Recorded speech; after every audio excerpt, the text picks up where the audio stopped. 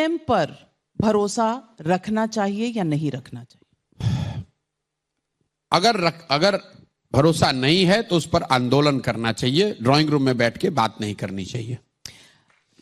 आखिरी सवाल जो आपसे पूछूंगी, 2024 में जो चुनावों का नतीजा होगा वो इंडिया अलायंस के फेवर में होगा, यानी कि वो साथ आकर वोट ना कटे और एक यूनाइटेड ऑपोजिशन मोदी और बीजेपी को चैलेंज कर सके, इस पर कुछ? It's too late for India alliance to do that. उसका कोई फायदा नहीं है। What those who are oppose to BJP, I will say you must not get swayed away with this idea कि अब मोदी जीत गए तो इसके बाद देयर इज नो टुमारो।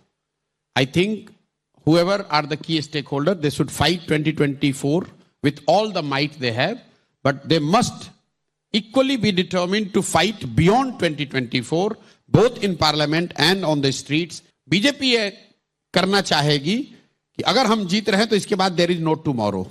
ऐसा नहीं है कि अगर कल मोदी जी जीत जाएंगे तो देश की समस्याएं खत्म हो जाएंगी ओवरनाइट। समझ नहीं आ रहा ऐसा कहना नहीं है। क्या चाह रहे हैं? कहना ये चाह रहे हैं कि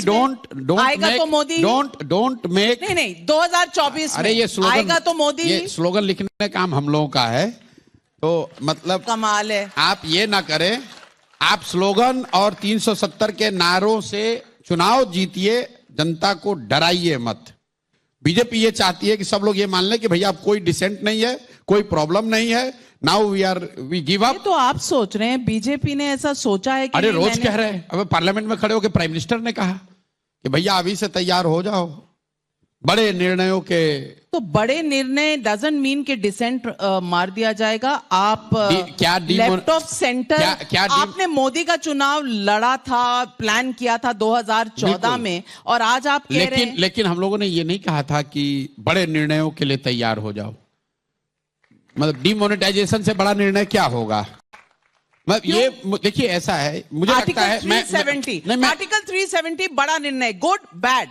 मैं आपको बता रहा हूँ, नहीं गुड और बैड। सुनिए ऐसा गुड और बैड, फिर आप आगे वापस गुड और बैड बोल तो दीजिए, सवाल का जवाब तो स्ट्रेट होना चाहिए। 370 पर बाई लार्ज इस कंट्री में कंसेंसस है उसके फेवर में, तो उससे कोई कंसेंसस कहाँ है? सबने अपोज किया पार्लियामेंट में। किसने बोला? कांग्रेस पार्टी ने कहा हम आएंगे तो वापस वो रिवर्स कर देंगे। जैसे बीजेपी पूरा देश नहीं है वैसे कांग्रेस भी पूरा देश नहीं है, लेकिन मेजॉरिटी से कानून को पास किया गया है। आप मुझे उसको घेरने की कोशिश मत कीजिए।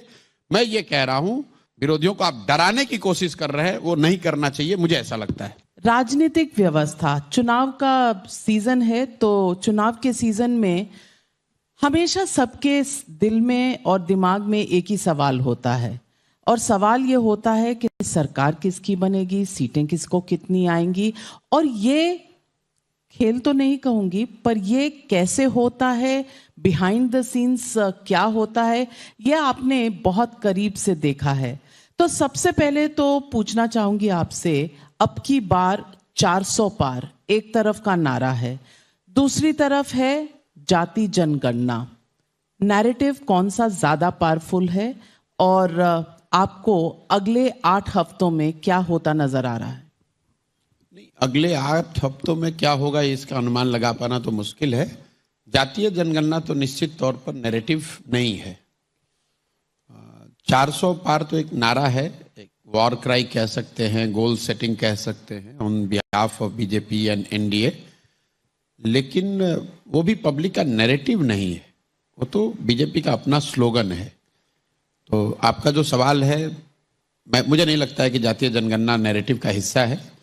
नैरेटिव नरेंद्र मोदी हैं, नरेंद्र मोदी की कार्यशैली है, उनके सरकार ने जो अचीव किया या अचीव नहीं किया वो है, उनकी अपनी विचारधारा है, उनके काम करने का तरीका है, वो आगे क्या कर सकते हैं उस पर जनता का अपना असेसमेंट जजमेंट है। चुनाव उसके इर्द गिर्द होगा।